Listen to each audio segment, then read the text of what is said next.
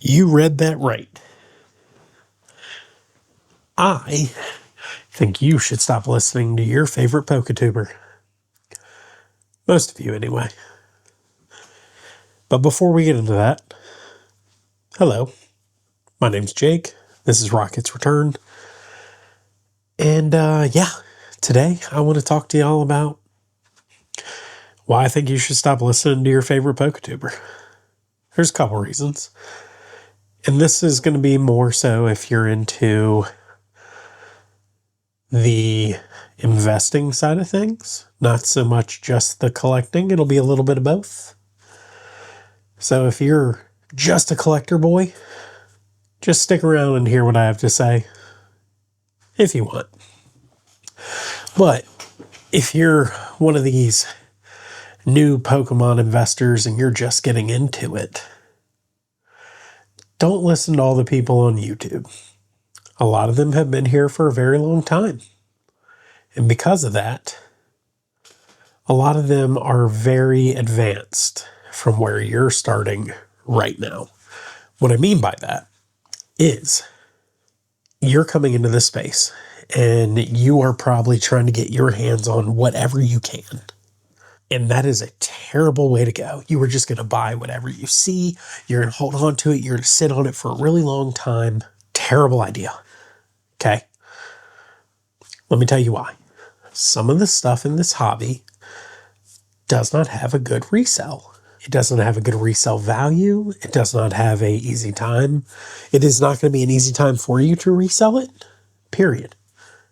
Some of these collection boxes, I've got some sitting over here. You know why I got them? It wasn't to sit on them. It's so in times like these, when I really want to rip something, I can go and I can look at my little collector app and be like, it's only a few dollars more than when I bought it last. Rip. And I can get my fix. Mini tins are another great example of that. 2-packs. Mini tins are hot when they're the new set. And they are a great display piece. But other than that, that's about it. If you are looking to invest, in my personal opinion, you should only be investing in 2 types of product. Product you know will do well, aka has iconic Pokemon, your Charizard sets, your Gengars, your Pikachus, Lucario, Mewtwo, really any major, like any of the big hitters from Kanto, first generation guys. Let's see, here's one, Crown Zenith. This was kind of the first of its kind. It came with a ton of, I believe they called them alternate arts at this time. It's what we would call an illustration rare now. A ton of SIRs or IRs. It was like the first of its kind, but they printed it into oblivion. However, that was kind of a good thing for us because it was readily available. And up until recently, it just kind of started shooting its way up. It's been working on it for a little bit, but now all of a sudden it's like really working. Okay, so something like that, as opposed to, I really don't have a great example right in front of me. I guess I can pull this one out the back. Something like this, okay? No crazy iconic Pokemon in this set. I do like this set, actually. That's why I have this. But I have a few of these, so if I want to, I can open it and chase down something that I like if I so do desire. And I also just like ETBs. I think they make great display pieces, which kind of brings me to my first point. A lot of YouTubers are like, no, don't do ETBs. Do ETBs. They're one of the top pack count ratio, like, boxes you can buy. If it's not a booster box and it doesn't have 36 packs, the next best thing about an ETB is they display really well and they come with 9. So if you think about it, booster box goes up, ETB goes up. Some of these ancillary products like these boxes, they go down. Then you have other things. People are like, oh, don't collect boxes. There are some boxes that are meant to be collected. This is a Victini Mythical Pen Collection. It's got 2 Generations packs, and this box is like $100 and some. And I originally got it to open it because I wanted to open Generations, and I just never did. So with that being said, before you just go and dump a ton of money into stuff, know what you're buying, do a little research, look at what's popular, and if you can get it at retail or a good price, then do it. But right now, this hobby is an echo chamber of YouTube chaos. Everybody is trying to get their hands on the newest set. Actually, right now they're not. Right now, everybody's trying to get their hands on Ascended Heroes. Nobody wants Perfect Order, which is fine. I'll take it. I like Perfect Order. And I get it.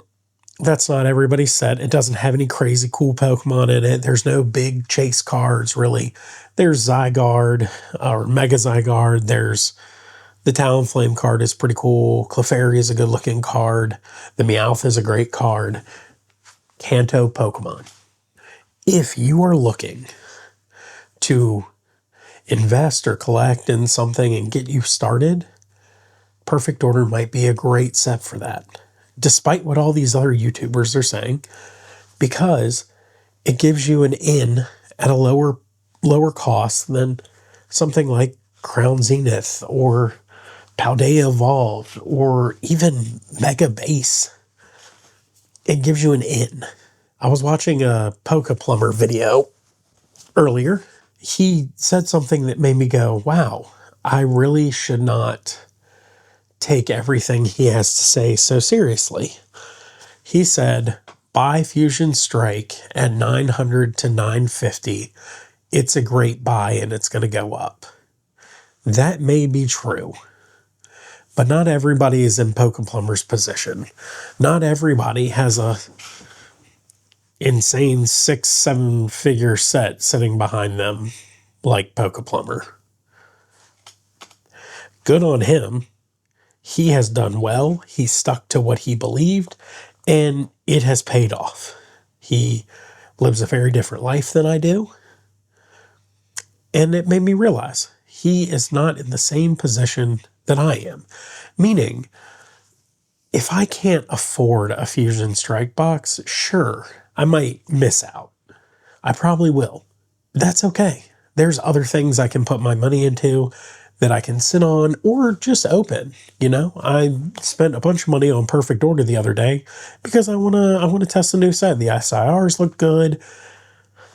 I like to collect the booster boxes that I can. I really only ever get my hands on the more unpopular ones. That's because I'm not going to sit there and try to race a bot to the finish on Pokemon Center, and I'm not going to pay scalper prices for brand new boxes, period. The 2 booster boxes of Perfect Order I did get, I got at MSRP. And then the ETB I got at MSRP, and the bundle I got at MSRP. So yeah, I am not going to sit here and try to race bots to get a booster box at $260. It's not going to happen. I'm not going to pay $150 or $120 for a Ascended Heroes ETB. I'm just not going to do it. What I can say is I can get Perfect Order. I can get 2 booster boxes. I can put one up here on my shelf and I can enjoy it and let it be displayed. And if it ever becomes one of those like sleeper sets that kind of comes out of nowhere because everybody like pushed it aside, I have it. Good on me. I made a good move. If not, I still get to enjoy my Perfect Order booster box that I can open if I want, or I can leave it sealed. These YouTubers have been doing this for a long time. So if you're new here and you're following these guys who've been here for a while, they're probably giving you information that's for not really everybody at the time. They're kind of appealing to their crowd, their subscribers. And you may be one of those now. They're appealing to the people who have been there for a while. The other part of that, and I think it's one of the bigger parts of that, is remember these guys don't know your situation. They don't know your financials. They don't know your life. They don't know any of that. They're speaking very broad statements. They're telling you, hey, I would do this. It's because they can afford to do so. It's because they feel passionate about that product. If you look at something and you're like, Fusion Strike is $900, God, that's expensive. It's probably not a good buy for you. If you look at it and you go, man, that's a really good box. I think it's going to do well. I've got the money to support that. Do not use a credit card. I cannot stress that enough. There are so many of y'all that are just smiling because you know you're gonna. Don't put yourself in debt over Pokemon. We live in a crap society right now. And to be honest with you, when the world comes crashing down in a very imaginatory kind of way, not literal at all, but when everything comes crashing down except for your debt, you are going to be pissed because nobody's going to buy your Pokemon because everybody's going to have debt. Okay? I have debt. None of it's with this stuff. I have like a car. I have 2 cars, a motorcycle, and some other stuff. But none of it is this. I refuse to go into debt for this. That's why. Because you'll knock it off the shelf. Gosh, I'm so tired. I'm sorry, people. I have worked 13 hours today, and it is 2-something in the morning. Back to our regular scheduled viewing. I can't believe I just knocked that off. If you go into debt over Pokemon, you are making terrible decisions. It doesn't matter if you think that you can sell it and double your money. This could come crashing down at any time. Right now, don't hear me out. We're still going up. But that trajectory went from moving lightning speed to slowing down, and it's just kind of a steady climb. We're getting to that point where we're out of breath and we're drudging up that hill. That means that the top is coming, and then slowly goes the decline. That's how it works. We are going to eventually see some sort of descent, a crash, whatever you want to call it. It may not be today. It may not be tomorrow. It may not be until Gen 10 hits and they put out the first Gen 10 base booster box and everybody hates it because they hate the new generation. And then they put out 6 more sets and then people love it. But you know, honestly, I think people finally learned. I don't think that's going to happen. I think we're going to stay pretty busy. I think we will definitely see a slowdown period, but I don't think it'll be like the past where booster boxes are $80, $90. I don't think we'll see that. I think we will see MSRP again. I hope we see MSRP again. If your favorite YouTuber is telling you to buy a $900 Fusion Strike box and you can't afford it, don't do it. Don't try to find a way to do it. Don't try to force it. If you can get it for a steal, by all means. If you can get Brilliant Stars, by all means. Hot take. Scarlet and Violet is 10 times better than Sword and Shield. Sword and Shield has some very iconic alt arts. Scarlet and Violet has illustration rares, SIRs. Some of them are iconic. Some of them are worth a ton of money. And Scarlet and Violet just introduced new things. They did. And that's okay. That's what makes them popular, unique, and different. Mega Evolution has done the same thing. New Mega Evolutions, everybody's like, oh, I hate them. I love them. Love them.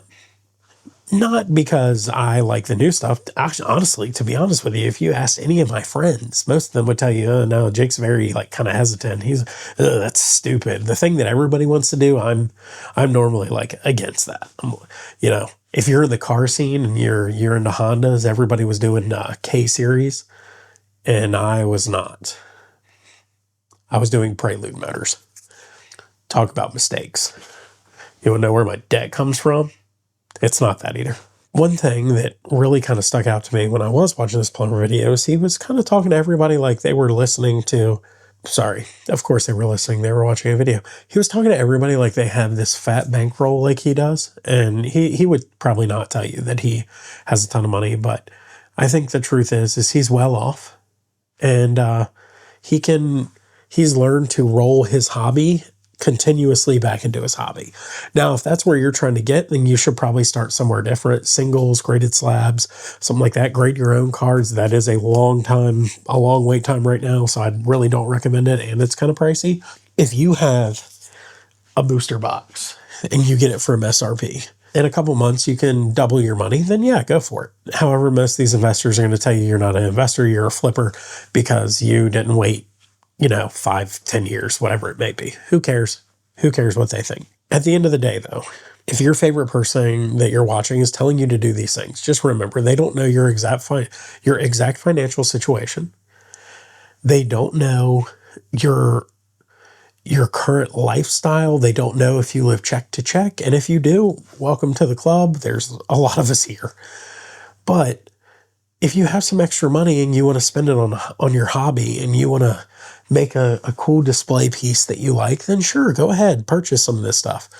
But if you're just trying to, get in right now and make an insane amount of money, now might not be the time. Everything is at an all-time high, meaning eventually everything's going to go down and you're going to spend thousands of dollars in a couple months. There's a possibility that thousands is only worth hundreds or less.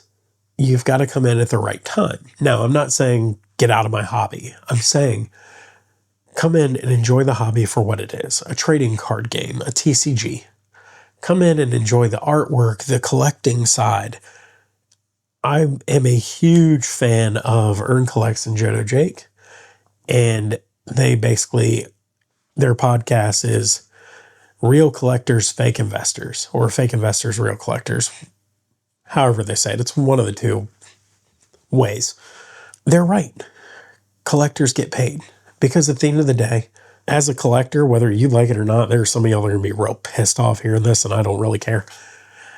There is some sort of something that has a little bit of monetary value, and you go, ooh, I really like that. It could be worth more in the future. So buying it now is a good buy, whether you like it or not. That's part of it. There's also I really like this art. It's a popular Pokemon. Oh, it's really clean. Slide it in your binder a couple years down the road. Shoot, right now it could be a month, could be a couple weeks down the road. The card has doubled in price. And you go, man, I really don't feel the same way about this card that I used to. So then you look up the price that it's valued at. And you're like, oh, this thing's worth like $1,000 now. I really like that new Ascended Heroes Gengar. I could trade this towards that and put down another $500, and I have this beautiful card. As somebody who is a huge Gengar fan, sub dude, Ascended Heroes is like one of the sets that I need to purchase the singles from. I don't care about opening it. I'm going to be honest with you. I'm not paying $120 for an ETB. Not happening. At some point, I will spend some money on the Gengar. I will get the Mighty Ina card. If you look at my logo, my little banner, there's me, there's a Metagross, there's a Gengar, and then there's a Mighty Ina sitting between my legs. Allow me to explain. Metagross is my favorite pseudo, always has been, always will be. Gengar is my favorite Kanto Pokemon. When everybody wanted Alakazam, I wanted chunky little purple ghost boy. Period. You will never change that about me. I own multiple Gengar shirts, multiple Gengar pieces. You can't see on the top up here. I have a Gengar pop socket that just sits there that my sister got me that I don't want to put on my phone because if I do, I will lose it. I don't want to lose it. Somewhere at some point, you'll see this get changed around and my Nintendo Switch 1 will go up here. And then I have a 3D printed Ghastly Hunter Gengar case that goes around it that my woman got me.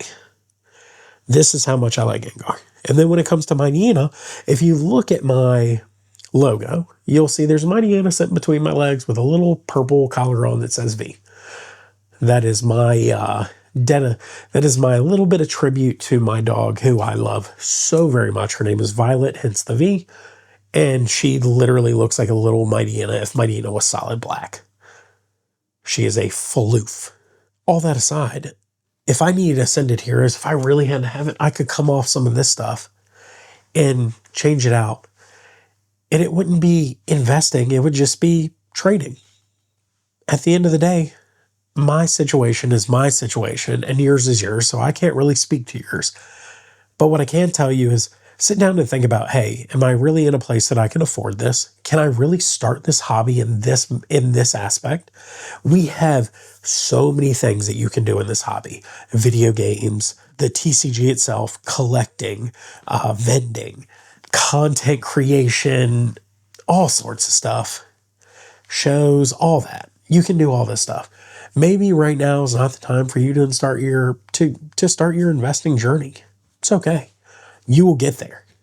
But stop listening to your favorite YouTuber telling you to buy the $900 box because it's a good buy, because it might not be a good buy for you right now. Like I said, I don't know your situation, but I can tell you that as a poor boy Timmy, my situation right now is enjoy my hobby by singles, grading, trading, and occasionally splurge a little bit, but don't go buy a $900 box, tell myself I can sit on it for the next 5 years, because I can't. Anyway, that's all I got for y'all today. Thanks for watching. I'm going to go take a nap because I have to be back at work in less than 12 hours. Peace.